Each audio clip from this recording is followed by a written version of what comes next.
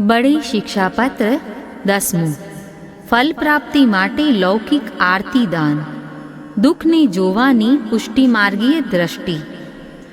પોતાના સ્વજન એટલે કે તદીય કેવા હોય એ વિશે શ્રી કૃષ્ણનો અભિપ્રાય શો છે એ કોણ જાણે, પરંતુ એ સત્ય છે કે જો શ્રી કૃષ્ણ પોતાના સેવકને આનંદનું દાન કરવાનો વિચાર કરે તો જરૂર એઓ શ્રી પ્રથમ એના હૃદયમાં દર્શન માટે તાપ ઉત્પન્ન કરે છે.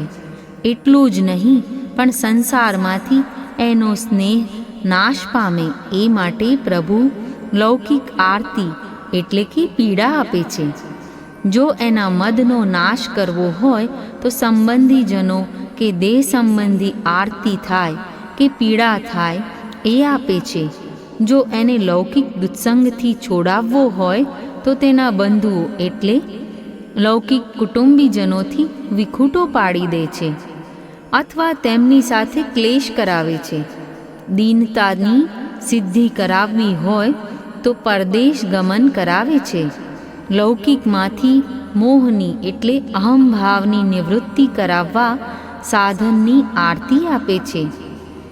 સંચિત પાછલા જન્મોમાં કરેલા અને ક્રિયામાણ આ જન્મમાં કરેલા પ્રારબ્ધ ભોગવવા માટે અથવા તો પરીક્ષા કરવા માટે પણ ભગવાન ફળમાં વિલંબ કરીને આરતી કરાવે છે.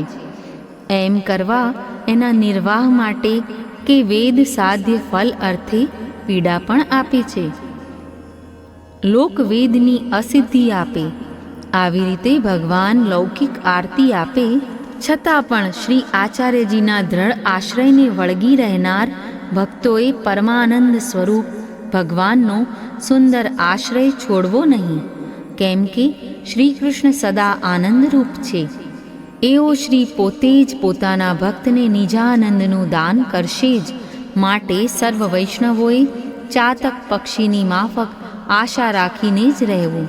જેમ રોગી સ્વાસ્થ્યની પ્રાપ્તિ માટે કડવી દવા પ્રેમથી ખાય છે, તેમ ભક્તોએ પરમાનંદનું ચિંતન કરતા લૌકિક આરતીને ગણવી નહીં, કડવા ઔષધ પેઠે સહન કરી લેવું. હરિ પોતાના ભક્તનું કદી અહિત કરે જ નહીં. જે પ્રભુ આખા જગતના સખા છે તે પોતાના ભક્તના સખા કેમ ન હોય? આ 10મા પત્રમાં દુઃખોને પણ ભગવત કૃપારૂપ માની પ્રેમથી ભોગવી લેવા એ સુખી થવાની ચાવી બતાવી છે, કેમ કે દુઃખો ન આવે એવું બને નહીં.